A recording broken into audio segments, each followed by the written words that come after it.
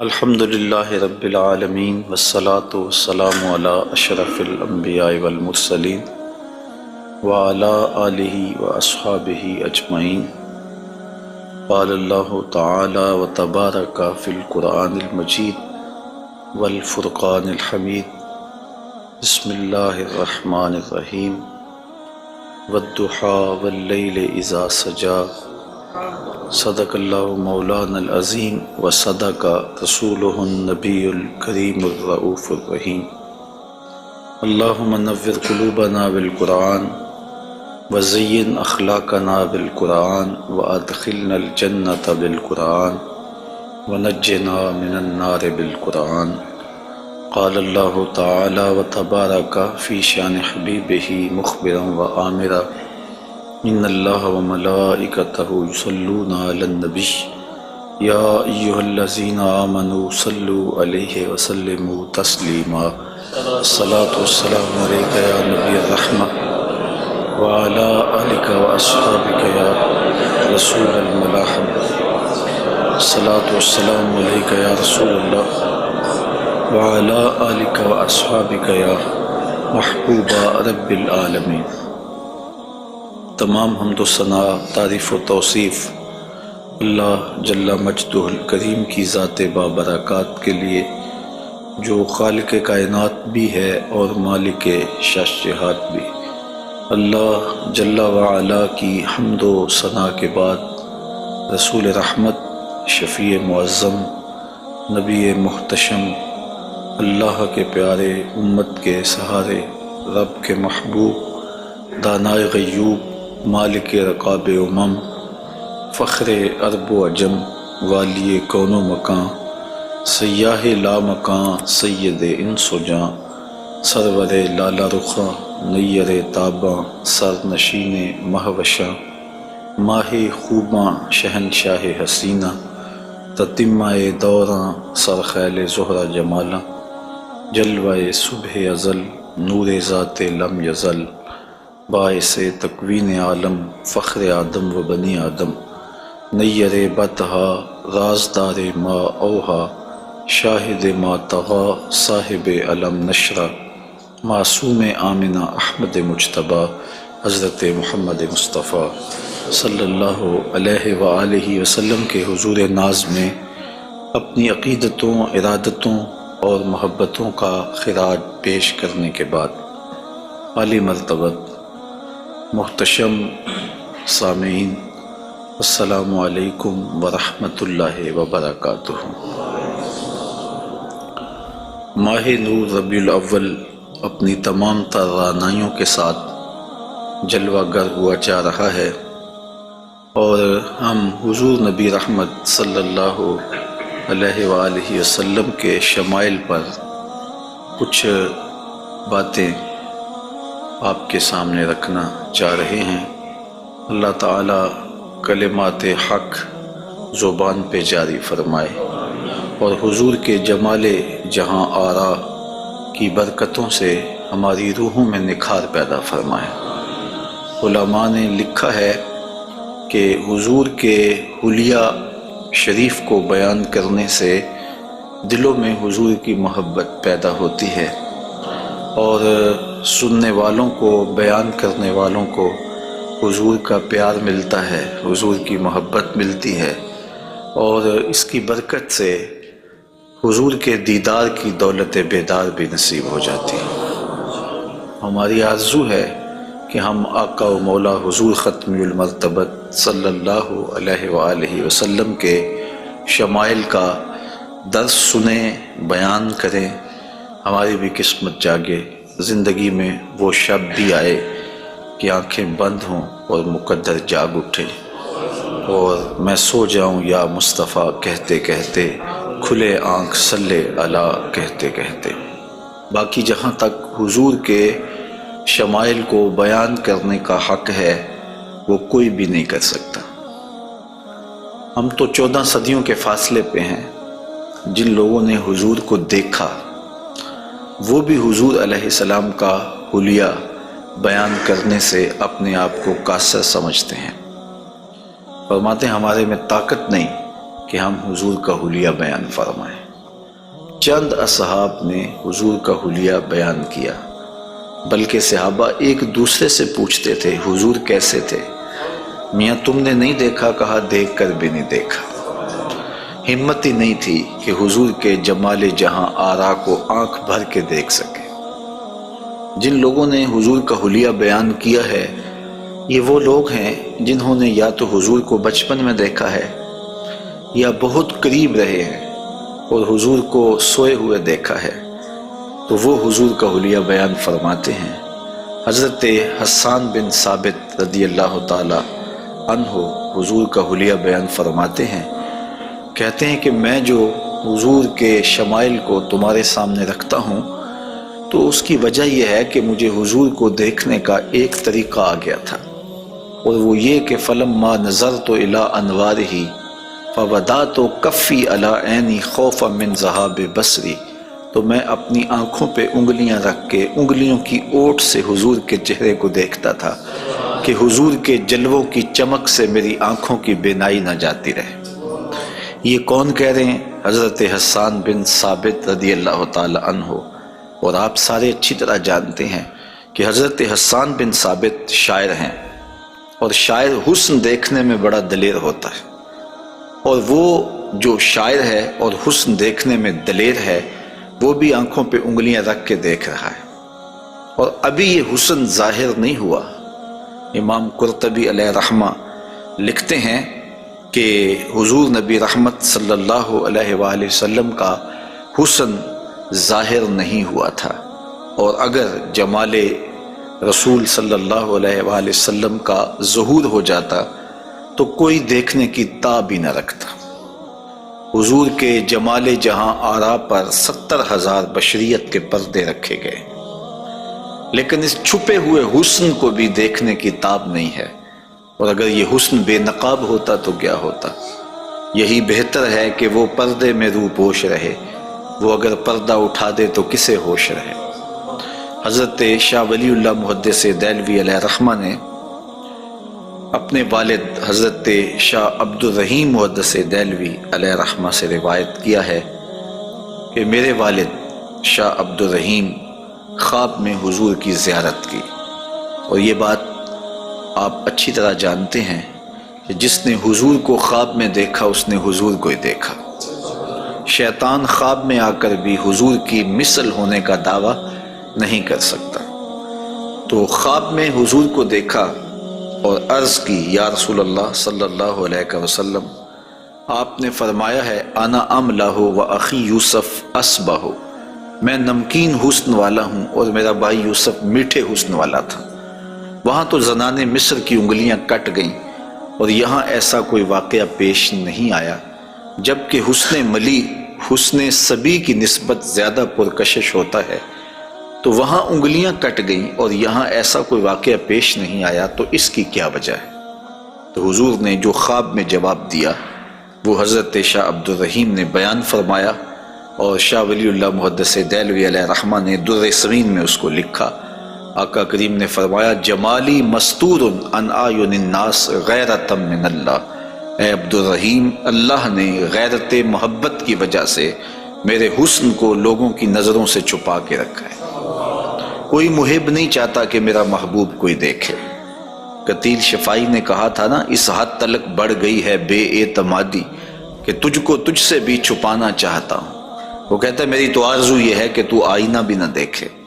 تو محب کی غیرت ہوتی ہے کہ اس کے محبوب کو کوئی نہ دیکھے۔ تو کہا کہ میرے حسن کو لوگوں کی نظروں سے چھپا کے رکھا گیا، اور اگر یہ حسن ظاہر کر دیا جاتا تو کوئی تاب نہ لا سکتا۔ تو یہ چھپے ہوئے حسن کا عالم ہے کہ دیکھنے والوں کو پھر بھی انگلیاں رکھ کے دیکھنا پڑتا ہے، اور اگر یہ بے نقاب ہوتا تو پھر کون تاب لا سکتا؟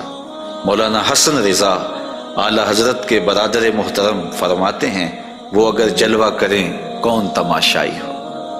تو یہ وہ حسن ہے کہ جو تمام کا تمام ظاہر نہیں کیا گیا اور لوگوں کی نگاہوں سے پوشیدہ رکھا گیا، لیکن وہ بشریت کے پردوں کی اوٹ سے چھن چھن کے بھی اس قدر تابہ ہے کہ پوری کائنات کے اندر رنگ اسی حسن کے جھلکتے دکھائی دیتے ہیں۔ اور ہر طرف اسی کے انوار پھیلے ہوئے نظر آتے ہیں۔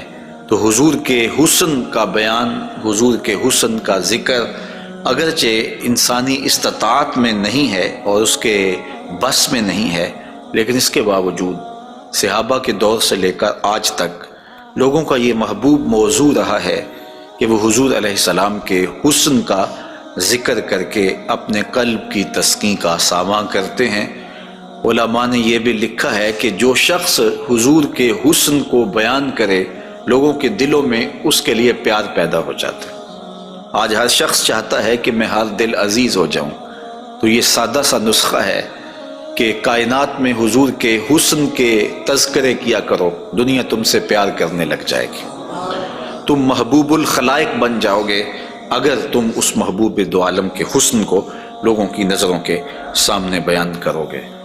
انشاءاللہ حضور کے مختلف اعضاء کے حسن کا ذکر ترتیب وار کیا جائے گا، اور اہل محبت نے اور اصحاب رسول نے اس پر کیا محبتوں کے پھول پیش کیے ہیں، یقیناً آپ کے قلوب کو فرحت بھی ہوگی، قرار بھی ملے گا، اور آقا کریم کے حسن دل پذیر اور حسن جاں فضا کی مستیوں میں آپ کھو بھی جائیں گے۔ حضرت جابر بن سمرہ رضی اللہ تعالی عنہ فرماتے ہیں کہ لیلۃ الادحیان تھی، 14ویں رات کا چاند تھا، اور حضور یمنی چادر اوڑے ہوئے استراحت فرما رہے تھے، اور میں کبھی آسمان کو دیکھتا تھا، کبھی حضور کے جمال جہاں آرا کو دیکھتا تھا، اور یہ سوچتا تھا کہ میں فیصلہ کروں کہ آسمان کا چاند سونا ہے یا مدینے کا چاند سونا ہے۔ تو حضرت جابر بن سمرہ رضی اللہ تعالیٰ عنہ فرماتے ہیں پھر میں نے فیصلہ کیا فائزہ ہوا احسن عندی من القمر، میں نے کہا آسمان کا چاند نہیں مدینے کا چاند سونا ہے، چونکہ چاند کی چمک بھی حضور کے در کی خیرات ہے۔ چاند کو، سورج کو، شمس و قمر کو جو روشنیاں دی گئی ہیں وہ حضور کے صدقے سے دی گئی ہیں۔ تو کائنات میں جہاں بھی اجالا ہے، جہاں بھی روشنیاں ہیں، جہاں بھی نور ہے، وہ نور حضور علیہ السلام کا ہی ظہور ہے، اور حضور کا نور ہے کہ جو کسی سے مستعار نہیں لیا ہوا، وہ حضور کا اپنا نور ہے، اپنا حسن ہے۔ علامہ بوصیری علیہ رحمہ نے کتنی خوبصورت بات کہی، منزہ عن شریک فی محاسنہ فجوہر الحسن فیہ غیر منقسم، کہ حضور اپنے محاسن میں، اپنے کمالات میں کسی شریک سے منزہ ہیں، اور آپ کا جوہر حسن جو ہے وہ غیر منقسم ہے۔ تو حضور کا حسن کسی سے مستعار نہیں لیا ہوا، بلکہ پوری کائنات کو جو حسن ملا ہے وہ حضور کی دہلیز کی عطا ہے، حضور کی چوکھٹ کی خیرات ہے۔ تو زمانہ چمک رہا ہے تو حضور کے انوار سے، اور بریلی سے آج بھی آواز آ رہی ہے، چمک تجھ سے پاتے ہیں سب پانے والے، میرا دل بھی چمکا دے چمکانے والے۔ تو ساری روشنیاں اسی دہلیز سے پھوٹتی ہیں، اسی در سے پھوٹتی ہیں، سارے اجالے اسی چوکھٹ سے نکلتے ہیں۔ اللہ نے اپنے محبوب علیہ السلام کو جو حسن دیا، جو جمال دیا، حضرت برا بن عازب رضی اللہ تعالیٰ عنہ بیان فرماتے ہیں، امام بخاری و مسلم نے اس کو روایت کیا ہے، کان رسول اللہ صلی اللہ علیہ وسلم احسن الناس وجہا، کائنات میں جتنا سونا چہرہ میرے حضور کا تھا کسی کا تھا ہی نہیں، سب سے زیادہ سونا اور خوبصورت چہرہ اللہ نے اپنے محبوب کو عطا کیا ہے۔ اور حضرت ابو ہریرہ رضی اللہ تعالی عنہ سے معروف روایت ہے جس کو امام ترمذی نے اور باقی محدثین نے روایت کیا ہے، حضور فرماتے ہیں حضرت ابو ہریرہ، ما رأیت شیئا احسن من رسول اللہ صلی اللہ علیہ وسلم، میں نے حضور سے سونا کوئی دیکھا ہی نہیں۔ اور حضرت حسان بن ثابت کہتے ہیں کہ آج تک کسی ماں نے ایسا سونا جنم ہی نہیں دیا، سونا دیکھتے کیسے، کسی ماں نے ایسا جنم ہی نہیں دیا۔ حضرت ابو ہریرہ نے ایک موقع پہ فرمایا کہ کل قمر لیلۃ البدر لم ارا قبلہ ولا بعدہ مثلہ، کیا پوچھتے ہو 14ویں رات کا چمکتا ہوا چاند تھے میرے حضور؟ پھر کہتے ہیں نہیں نہیں نہیں، حضور جیسا نہ پہلے دیکھا ہے نہ بعد میں دیکھا۔ تو حضرت حسان بن ثابت فرماتے دیکھتے کیسے، کسی ماں نے جنم دیا ہوتا تو دیکھتے۔ خدا نے وہ سچا ہی پن چھڑیا جدے وچ محمد نو ٹالیا سی، حسینہ جمیلہ دا منہ موڑ دیتا، محمد بنا کے قلم توڑ دیتا۔ تو اللہ تعالیٰ نے ایسا پیکر تراشا ہے، ایسی صورت بنائی ہے کہ جس کی مثل کائنات کے اندر نہ کوئی دوسری صورت ہے۔ اور میرے محبوب کے جمال جیسا نہ کوئی دوسرا جمال ہے۔ تو وہ حسن، وہ جمال، وہ کمال اور وہ شانیں اور وہ مراتب رفیع عطا کیے گئے جو انہی کا مقسوم ہے۔ حضور کا پورا جسم انور اور حضور کا وجود مسعود برکتوں سے مالا مال تھا اور حسن اور جمال کا آئینہ دار تھا۔ لا یجلس الذباب علی جسدہ، ساری زندگی حضور کے بدن پہ کبھی مکھی نہیں بیٹھی۔ آقا کریم علیہ الصلوۃ والسلام کے بدن پہ کبھی میل نہیں آیا، حضور کی آنکھوں کے اندر کبھی میل نہیں آیا، حضور کو ساری زندگی بلغم نہیں آئی۔ آقا کریم کی مبارک بغلیں بے بال تھیں اور بالکل باقی جلد کی طرح سفید تھیں۔ حضور علیہ السلام کا لعاب شہد سے زیادہ میٹھا تھا اور کستوری سے زیادہ خوشبودار تھا۔ حضور کے فضلات مبارکہ جو ہے وہ امت کے حق میں پاک ہیں، اور جہاں حضور علیہ السلام قضائے حاجت کے لیے جاتے تو وہاں بعد میں جا کے دیکھا جاتا تو کوئی چیز نظر نہ آتی سوائے کستوری کی خوشبو کے۔ تو آقا کریم علیہ الصلوۃ والسلام کو کبھی جمائی نہیں آئی، کبھی حالت نیند میں حضور نبی رحمت صلی اللہ علیہ وآلہ وسلم ناپاک نہیں ہوئے، حضور نبی رحمت صلی اللہ علیہ وسلم پر کوئی نجاست نہیں آئی، اور آقا کریم کے بدن کا سایہ بھی نہیں تھا تاکہ زمین کے اوپر حضور کا سایہ نہ گرے۔ کائنات میں ایسا کون ہو سکتا ہے جیسا آمنہ کا لال تھا؟ تو وہ حسن دیا گیا، وہ جمال دیا، جس پہلو سے دیکھو حضور بے مثال نظر آتے ہیں اور بے مثل نظر آتے ہیں۔ آئیے ہم حضور نبی رحمت صلی اللہ علیہ وآلہ وسلم کے جسم کے حوالے سے پہلے کچھ بات کریں اور پھر حضور کے اعضاء کی طرف چلتے ہیں۔ حضور کا مبارک جسم بے سایہ تھا، اور یہ سایہ نہ چاند کی چاندنی میں دکھائی دیتا تھا اور نہ سورج کی روشنی میں پڑتا تھا۔ حضرت ذکوان رضی اللہ تعالی عنہ روایت کرتے ہیں، فرماتے ہیں کہ ان رسول اللہ صلی اللہ علیہ وسلم لم یکن یرا لہ ظل فی شمس ولا قمر، حضور کا سایہ نہ سورج کی روشنی میں ہوتا تھا اور نہ چاند کی چاندنی میں ہوتا تھا۔ اور حضرت عثمان رضی اللہ تعالی عنہ خلیفہ ثالث رضی اللہ تعالی عنہ اس کی وجہ بیان فرماتے ہیں کہ حضور کا سایہ کیوں نہیں تھا۔ فرماتے ہیں ان اللہ ما اوقع ظلک علی الارض لئلا یدع انسان قدمہ علی ذلک الظل، اللہ تعالیٰ نے محبوب کا سایہ زمین پہ اس لیے نہیں پڑنے دیا کسی انسان کا قدم محبوب کے سائے پہ نہ آ جائے۔ اللہ اکبر۔ لیکن حضرت شیخ احمد مجدد الفسانی علیہ رحمہ نے ایک بڑی خوبصورت بات کہی، اور ہمارے لیے وہ بڑی ٹھنڈک اور بڑی تسکین کا سامان ہے۔ وہ فرماتے ہیں کہ اورا صلی اللہ علیہ وسلم سایہ نبود، آقا کریم علیہ السلام کا سایہ نہیں تھا۔ در عالم شہادت، اس عالم شہادت میں حضور کا سایہ نہیں تھا، اور یہ بات ثابت ہے، اور تقریباً تمام مکاتیب فکر کے لوگ، ایک دو مکتبہ فکر کے علاوہ باقی سارے اس بات کو تسلیم کرتے ہیں۔ رشید احمد گنگوہی نے بھی یہ بات لکھی ہے، امداد السلوک کے اندر یہ روایت موجود ہے کہ بتواتر ثابت شد کہ حضرت علی سایہ نہ داشتن۔ وہ کہتے ہیں کہ یہ بات تواتر کے ساتھ ثابت ہے کہ جناب صلی اللہ علیہ وسلم کا سایہ نہیں تھا۔ تو حضرت شیخ فرماتے ہیں کہ عالم شہادت میں حضور کا سایہ نہیں تھا۔ شیخ احمد مجدد الفسانی، کیوں سایہ نہیں تھا؟ فرماتے ہیں سایہ ہر شخص از شخص لطیف تر است، کسی چیز کا سایہ اس شے سے زیادہ لطیف ہوتا ہے، چون لطیف تر از وے صلی اللہ علیہ وآلہ وسلم در عالم نہ باشد پورا سایہ چے صورت دارد۔ جب حضور سے لطیف کائنات میں شے ہی کوئی نہیں ہے تو پھر سایہ کیا معنی رکھتا ہے؟ کائنات میں حضور سے لطیف ہے ہی کوئی چیز نہیں ہے، حضور کی مثل عالم مقام میں ممکن ہی نہیں ہے۔ اب مجھے یہ بتائیں کہ جس کا سایہ بھی نہیں تھا اس کا ثانی ہو سکتا ہے؟ تو یہ کون خاکے تراش رہے ہیں؟ کس کے خاکے تراش رہے ہیں؟ خاکے تو خاکیوں کے ہوتے ہیں۔ جو پیکر نور ہو، جس کا سایہ بھی نہیں ہے، اس کے خاکے کیسے ہو سکتے ہیں؟ تو حضور کی مثل تو بزم عالم میں ممکن ہی نہیں ہے۔ اقبال بھی بول پڑے رخ مصطفیٰ ہے وہ آئینہ، کہ اب اس سا دوسرا آئینہ نہ کسی کی بزم خیال میں، نہ دکان آئینہ ساز میں، ممکن ہی نہیں ہے۔ خدا نے وہ سچائی پان چھڑیا جدے وچ محمد نو ڈالیا سے۔ تو آقا کریم علیہ الصلوۃ والسلام کا سایہ نہیں بنایا، اور کائنات کے اندر وہ بے مثل بھی ہیں، وہ بے مثال بھی ہیں۔ تو یارو جس کا سایہ بھی نہیں ہے اس کا ثانی کیسے ہو سکتا ہے؟ تو آقا کریم علیہ الصلوۃ والسلام کا مبارک قد انور، حضور کا جسم نور، اللہ تعالیٰ جل شانہ نے حضور کو قد رانا دیا ہوا۔ امیر خسرو نے کہا تھا نا، پری پیکر نگارے سرو قد لالا رخسارے، سراپا آفت دل بود شب جائے کہ من بودم، خدا خود میرے مجلس بود اندر لا مکان خسرو، محمد شم محفل بود شب جائے کہ من بودم۔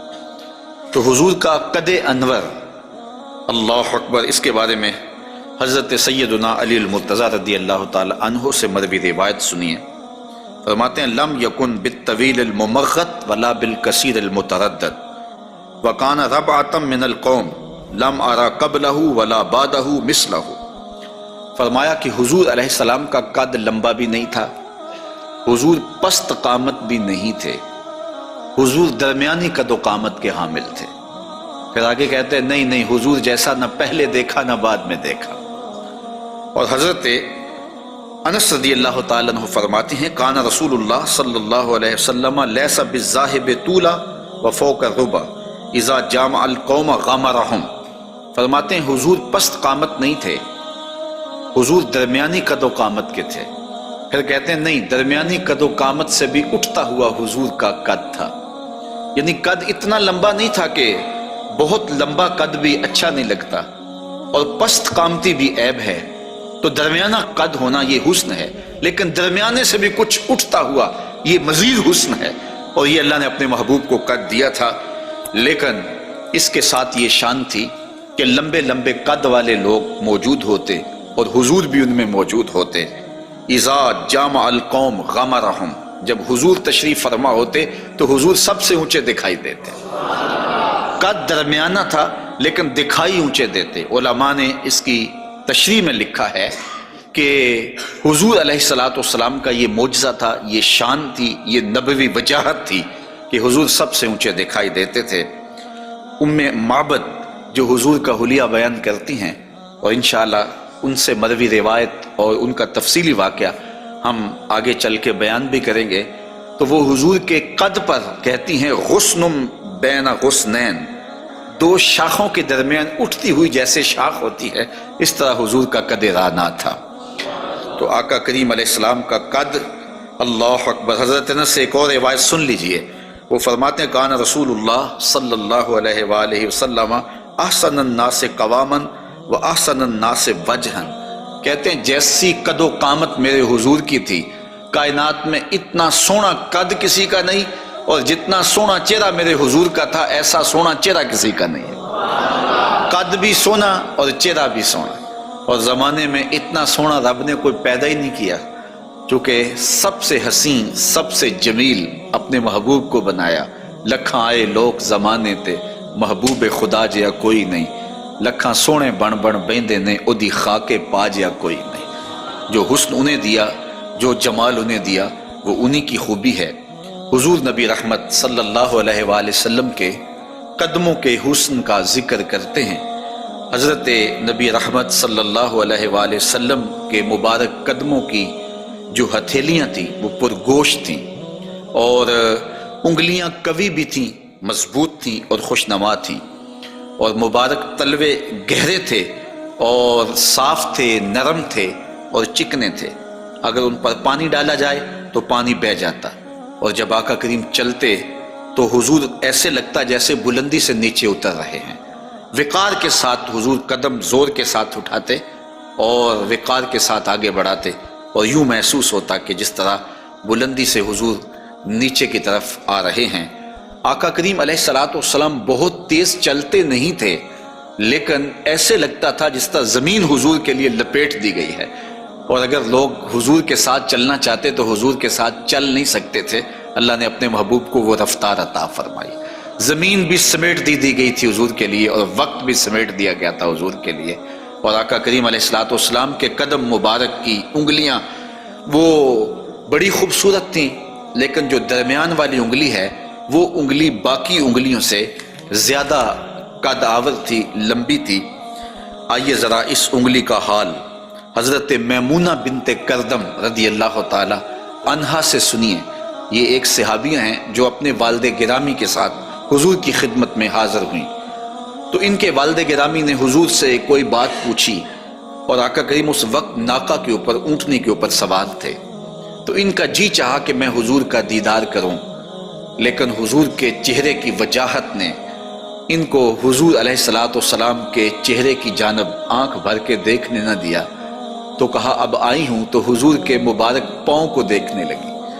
تو حضرت میمونہ بنت کردم فرماتی ہیں فما نسیتو فی ما نسیتو طول اصبع قدمہ السبابہ علی سائر اصابعہ، کہا مدت ہو گئی ہے میں نے حضور علیہ السلام کو دیکھا تھا، اور حضور کے مبارک پاؤں کی انگلیوں میں سے جو درمیان والی انگلی ہے، اس انگلی کا جو قد باقی انگلیوں سے تھوڑا سا لمبا تھا، آج تک میری آنکھوں سے وہ حسن نہیں ہٹتا ہے، وہ حسن ہی زائل نہیں ہوتا ہے۔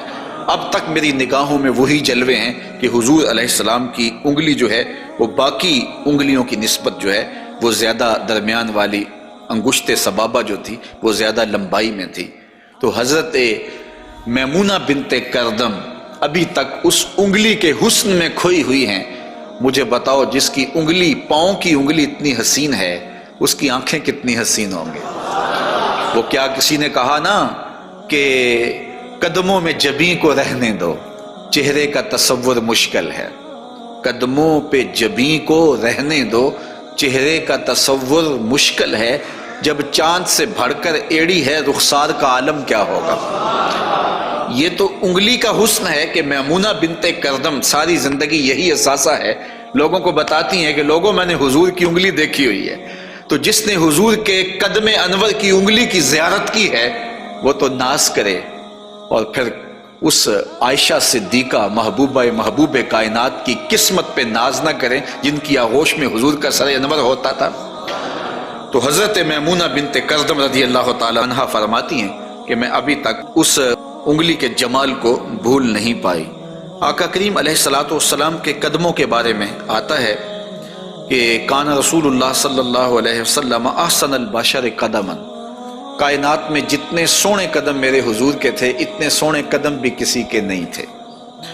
حضرت انس اور حضرت ابو ہریرہ اور ہند بن ابی حالہ رضی اللہ تعالیٰ عنہ حضور کے قدموں کے بارے میں شسن القدمین، اور حضرت امام ترمذی نے مسیح القدمین کے لفظ بولے ہیں کہ نرم آپ کے قدم تھے، اور آپ کے قدم جو ہے وہ چمکدار تھے، روشن تھے، آپ کے قدم پرگوشت تھے، اور آپ کے مبارک پاؤں خوبصورت تھے۔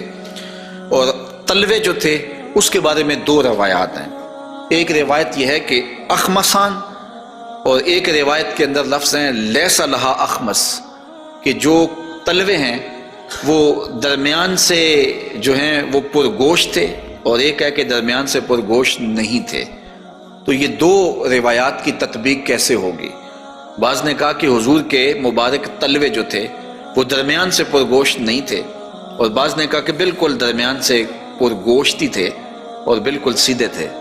علماء نے کہا کہ درمیان سے خلا تو تھا، لیکن جب حضور قدم رکھتے تھے تو آقا کریم علیہ السلام قدم جو ہے وہ پوری طرح جماؤ کر کے رکھتے تھے، اور جب وہ نقش بنتا تھا تو وہ نقش پورا بنتا تھا۔ اور یہاں محدثین نے کمال کر دی، کہا رب نے یہ نہیں چاہا کہ میرے محبوب کے تلووں کا نقش ناتمام بنے، نقش پورا بنتا تھا۔ تو جنہوں نے نقش کو دیکھ کر تلووں کا اندازہ لگایا انہوں نے کہا کہ نہیں، وہ تلوے بالکل برابر تھے اس لیے کہ نقش پورا بنتا تھا، اور جنہوں کو تلوے دیکھنے کی سعادت نصیب ہو گئی تو انہوں نے کہا نہیں، ہم نے دیکھے ہیں کہ جو ہے وہ درمیان میں جو ہے وہ کم گوشت تھا اور اطراف میں گوشت زیادہ تھا۔ تو صحابہ نے حضور کے تلووں کے بارے میں یہ رائے بیان فرمائی ہے۔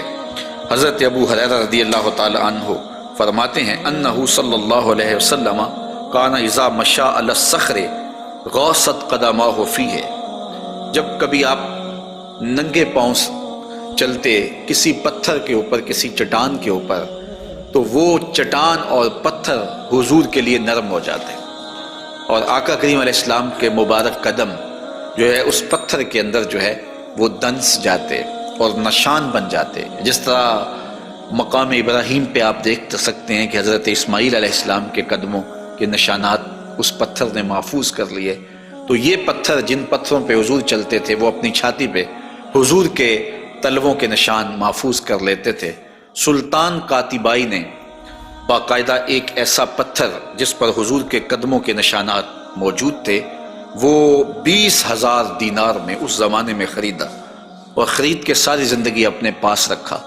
اور مرنے سے قبل وصیت کی کہ جب میں مر جاؤں تو یہ پتھر میری قبر کے سرہانے لگانا۔ علامہ خفاجی علیہ رحمہ نسیم الریاض میں لکھتے ہیں کہ وہ پتھر آج بھی ان کی قبر کے سرہانے پہ لگا ہوا ہے، اور لوگ اس کو اپنے لیے اعزاز سمجھتے تھے، اور یہ وہ قدم ہیں کہ جہاں آتے اس جگہ کی قسمت جاگ پڑتی۔ یہ قدم اور یہ مبارک تلوے یہ تو عرش نے بھی چومے ہیں نا۔ اعلی حضرت نے کیا خوب کہا، زہے عزت و اطلاع محمد، کہ ہے عرش حق زیر پائے محمد۔ یہ عرش حق حضور کے قدموں کے تلے تھا، اور یہ تلوے وہاں عرش الہی پہ لگے ہیں، اور یہ وہی تلوے ہیں جو حضرت جبریل امین کو چومنے کی سعادت بھی ملی ہے۔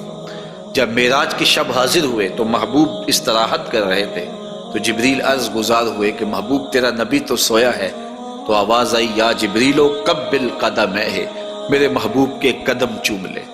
تو جبریل امین نے حضور کے قدم چوم لیے، تو پھر کیا لطف آیا ہوگا۔ کسی نے تصور میں جبریل سے پوچھا کہ حضور کے قدم چومے تھے، تلیاں چومی تھیں، تو بتا کیا کیف ملا؟ تو اس نے زبان حال سے کہا، نہ جنت کی کلیوں میں دیکھا مزہ جو محمد کی تلیوں میں دیکھا۔ حضور علیہ السلام کے مبارک قدم جہاں پڑتے وہاں رحمتیں اور برکتیں ہی نازل ہوتی۔ ذی المجاز کی منڈی میں اپنے چچا کے ساتھ حضرت علی المرتضیٰ رضی اللہ تعالیٰ عنہ کے والد جناب ابو طالب کے ساتھ حضور جا رہے تھے۔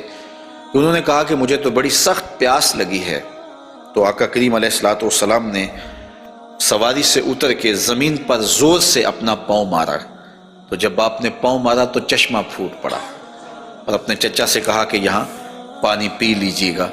اور حضور علیہ السلام کی مبارک ایڑیاں جو ہیں ان کے بارے میں ہے کہ وہ کم گوشت تھیں، ان پر زیادہ گوشت نہیں تھا، اور آقا کریم علیہ السلام اس ایڑی کو بھی جہاں لگاتے وہاں حالات رحمتوں بھرے ہو جاتے۔ حضرت جابر رضی اللہ تعالی عنہ کا اونٹ تھا، ایک سفر میں وہ حضور کے ساتھ تھے کہ وہ تھک گیا اور اس سے چلا نہیں جاتا۔ حضور کی سواری گزری تو انہوں نے عرض کی، یا رسول اللہ صلی اللہ علیہ وسلم، یہ میرا اونٹ ہے اور تھک گیا ہے، اور میں قافلے کے ساتھ کیسے سفر کر سکتا ہوں؟ تو آقا کریم علیہ السلام نے اپنی ایڑی سے اس کو ٹھوکر لگائی، فَنَاشِطَ حَتَّى كَانَ لَا يَمْلِكُ زَمَامَهُ، وہ اتنا تیز ہوا کہ پھر اس کی باگ سنبھالی نہیں جاتی تھی۔ کچھ عرصے کے بعد حضور حضرت جابر سے پھر ملے، اور حضور نے پوچھا کہ وہ تمہارے اونٹ کا کیا بنا؟ تو انہوں نے کہا بخیرن قد اصابتہ برکتوں کا، حضور آپ کی برکت کی وجہ سے اب خیر ہی ہو گئی ہے۔ تو وہ تو اب سنبھالا نہیں جاتا ہے اور اتنا سری و رفتار ہو گیا ہے، اور یہ بات آپ کبھی بھی بھول نہیں سکتے ہیں کہ حضور احد پہ تشریف لے گئے تھے، تو وہ حضور کے آنے کی خوشی میں جھوم اٹھا تھا، تو حضور نے ایڑی ہی ماری تھی، زور کے ساتھ ایڑی لگاتے ہوئے حضور نے کہا فَضَرَبَهُ بِرِجْلِهِ فَقَالَ اُثْبُتْ، حضور نے کہا کہ اے احد رک جا، تو جھوم رہا ہے جانتا نہیں، فَإِنَّمَا عَلَيْكَ نَبِيٌّ وَصِدِّيقٌ وَشَهِيدَانِ، تیرے اوپر ایک اللہ کا نبی ہے، ایک صدیق ہے اور 2 شہید ہیں۔ اور پھر فوراً اس کا زلزلہ تھم گیا۔ اعلیٰ حضرت بولے، ایک ٹھوکر سے احد کا زلزلہ جاتا رہا، رکھتی ہیں کتنا وقار اللہ اکبر ایڑیاں۔ تو یہ حضور علیہ السلام کے مبارک قدم تھے کہ جن کی برکات زمانے کو نصیب ہوئی، اور یہ وہ قدم تھے جنہیں چوم لینا صحابہ اپنے لیے سعادت سمجھتے تھے۔ حضرت ذرا وفد عبد القیس میں آئے تو پھر انہوں نے حضور کی خدمت میں عرض کی کہ ہم آپ کے قدم اور آپ کے ہاتھ چومنا چاہتے ہیں، اور وہ آگے بڑھے۔ وہ خود فرماتے ہیں فَنُقُبِّلُ یَدَ رسول اللہ صلی اللہ علیہ وسلم وَرِجْلَهُ، ہم نے حضور علیہ السلام کے ہاتھ بھی چومے، ہم نے حضور کے پاؤں بھی چومے۔ حضرت صہیب رضی اللہ تعالی عنہ فرماتے ہیں کہ رأیت علیٰ یقبل ید العباس ورجلہ، میں نے دیکھا کہ حضرت علی اپنے چچا عباس کے ہاتھ بھی چومتے تھے اور پاؤں بھی چومتے تھے، اور یہ کیوں چومتے تھے؟ اس کی وجہ ایک دیگر حدیث میں حضرت ثابت رضی اللہ تعالی عنہ حضرت انس کے پاس آئے اور انہوں نے آ کے حضرت انس سے پوچھا، کیا تم نے اس ہاتھ کو حضور کے ہاتھ سے مس کیا ہوا ہے؟ تو حضرت انس نے کہا، کیوں نہیں، یہ سعادت مجھے ملی ہے کہ ان ہاتھوں نے حضور کے وجود کے بوسے لیے ہیں اور حضور کے وجود کو چھوا ہے۔ فقبلها، تو حضرت ثابت نے حضرت انس کا ہاتھ چومنا شروع کر دیا کہ یہ وہ ہاتھ ہیں جنہوں نے حضور کو چوما ہوا ہے، جنہوں نے حضور کو چھوا ہوا ہے، جنہوں نے حضور کے بدن رحمت سے مس کیا ہوا ہے۔ تو حضرت علی المرتضیٰ حضرت عباس کے ہاتھ چومتے تھے، تو آقا کریم علیہ السلام کے قدم بھی، حضور کے ہاتھ بھی صحابہ عقیدت سے چوم لیا کرتے تھے، اور یہ واقعات کبھی ہوتے تھے اور عقیدت کا یہ رنگ صحابہ کے ہاں پایا جاتا تھا۔ حضور نبی رحمت صلی اللہ علیہ وآلہ وسلم وہ قدم جو برکتوں کے لیے، رحمتوں کے لیے اگر کسی اونٹ پہ لگتے ہیں تو وہ تیز ہو جاتا ہے، اور اگر زمین پہ مارتے ہیں تو چشمہ پھوٹ پڑتا ہے، اور اگر پہاڑ پہ لگاتے ہیں تو اس کا زلزلہ رک جاتا ہے۔ ان قدموں پہ کھڑے ہو کے ساری رات عبادت میں گزار دیتے ہیں، حتیٰ تتورم قدماہ، یہاں تک کہ حضور کے مبارک قدم سوج جاتے ہیں، اور اللہ کے یوں شکر گزار بندے بن کے اپنی زندگی حضور گزارتے ہیں۔ تو آقا کریم علیہ السلام کے مبارک قدم خوبصورت تھے، اور اس کی تلیاں بھی خوبصورت تھیں، قدموں کا حسن بے مثال تھا۔ اور آقا کریم علیہ السلام کی پنڈلیوں کے بارے میں، حضور کی پنڈلیوں کے بارے میں حضرت جابر بن سمرہ رضی اللہ تعالی عنہ سے مروی ایک روایت سنیے۔ فرماتے ہیں، کان فی ساک رسول اللہ صلی اللہ علیہ وسلم حموشۃ، آقا کریم علیہ السلام کی مبارک جو پنڈلیاں تھیں وہ نرم و نازک، پتلی اور خوبصورت تھیں۔ اور آقا کریم کی پنڈلیوں کے بارے میں سراقہ بن مالک رضی اللہ تعالی عنہ نے جو کہا ہے وہ بڑی خوبصورت بات کہی ہے۔ آپ سمجھتے ہیں، آپ جانتے ہیں کہ جب حضور مکے سے ہجرت فرما کے مدینہ تشریف لے گئے تو 100 سرخ اونٹ انعام حضور کی گرفتاری کے لیے رکھا گیا۔ تو سراقہ بن مالک بھی حضور کو گرفتار کرنے کے لیے حضور کا پتہ اور حضور کی تلاش میں نکلا تھا اور حضور کو ڈھونڈ رہا تھا۔ خیر ایک مقام پہ حضور علیہ السلام سے ملاقات ہو گئی، تو یہ اپنے اس برے ارادے سے حضور کی طرف بڑھا تو اس کا اونٹ جو ہے وہ گھٹنوں تک زمین میں دنس گیا۔ اس نے معذرت کی، حضور نے دعا دی، وہ اونٹ باہر نکل آیا تو اس کی پھر نیت بدل گئی، تو پھر دوبارہ اونٹ جو ہے وہ گھٹن تک دنس گیا۔ خیر اس نے دوبارہ معذرت کی اور حضور سے کہا کہ آپ مجھے امان نامہ لکھ کے دیں۔ تو حضور نے ان کو امان نامہ دے دیا اور فرمایا کہ تو مجھے گرفتار کرنے کے درپے ہے اور میں تیرے ہاتھوں میں کسرا کے کنگن دیکھ رہا ہوں۔ تو یہ واپس پلٹ آئے، تو انہوں نے اس وقت حضور علیہ السلام کو دیکھا، تو یہ حضور کے حسن کا اور حضور کی پنڈلیوں کا ذکر کرتے ہیں، چونکہ حضور سواری پہ تھے اور حضور کی پنڈلیاں انہیں دکھائی دی۔ تو حضرت سراقہ بن مالک کہتے ہیں کہ فلما دنوت منہ، جب میں حضور کے نیڑے ہوا اس نیت سے کہ میں حضور کو گرفتار کروں، وہو علی ناقتہ، تو حضور اپنی اونٹنی کے اوپر سوار ہیں۔ تو پھر کیا ہوا؟ تو جعلت انظر الی ساکہ، تو میں حضور کی پنڈلیوں کو دیکھنے لگا۔ ایسا جعلت انظر، میں دیکھنے لگا، میری نظر جم گئی حضور کی مبارک پنڈلی پر۔ وہ کس طرح کہ اتنی خوبصورت تھی، کہتے ہیں کأنہا جمارہ، پنڈلی ایسے تھی جس طرح جمارہ ہوتا ہے۔ آپ نے کبھی دیکھا ہو کھجور کا درخت، تو کھجور کے درخت سے نیچے شاخیں پھوٹتی ہیں، تو جب نئی شاخ نکلتی ہے تو وہ اتنی خوبصورت ہوتی ہے اور اتنی نرم اور نازک اور گداز ہوتی ہے کہ اس کو چھو لینے کو جی چاہتا ہے۔ تو اس شاخ کو عربی میں جمارہ کہتے ہیں۔ تو وہ کہتے ہیں میں حضور کی پنڈلیوں کا کیا بتاؤں، جس طرح وہ کھجور کی تازہ شاخ نکلتی ہے جس کو دیکھنے سے جی نہیں رجتا، حضور کی پنڈلیاں جمارہ کی طرح تھیں۔ تو یہ انہوں نے ایک اپنے محاورے کے مطابق مثال دی، ورنہ حضور علیہ السلام کی پنڈلیوں کے لیے کوئی لفظ ہی نہیں ہے جو اللہ نے اپنے محبوب کو پنڈلیوں کا حسن دیا۔ اچھا، حضور کی پنڈلیوں کے بارے میں سنو میرے امام اعلی حضرت نے کیا کہا، کمال کر دی۔ ساک اصل قدم شاخ نخل کرم، اعلی حضرت فرماتے ہیں ساک اصل قدم، جو پنڈلی ہے، جو قدم کی اصل ہے، شاخ نخل کرم، جو کرم کی کھجور ہے، یہ اس کی شاخ ہے۔ اللہ اکبر، شم راہ اصابت پہ لاکھوں سلام۔ تو حضور علیہ السلام کو اللہ تعالیٰ نے پر نور، پتلی اور جو ہے وہ گوری رنگت کی اور لطیف اور خوبصورت پنڈلیوں سے نوازا تھا۔ اور حضور کے زانوئے منور کے بارے میں حضرت علی المرتضیٰ رضی اللہ تعالیٰ عنہ فرماتے ہیں دخم الکرادیس، رسول کریم صلی اللہ علیہ وآلہ وسلم کے مبارک زانوئے نور کے بارے میں دخم الکرادیس کے لفظ بھی ہیں، اور دوسری روایت مروی ہے سعد ابن ابی شیبہ سے، اس میں لفظ ہیں کان رسول اللہ صلی اللہ علیہ وسلم جلیل المشاش، آقا کریم علیہ السلام کے زانو مبارک مضبوط تھے، پرگوشت تھے اور خوبصورت تھے۔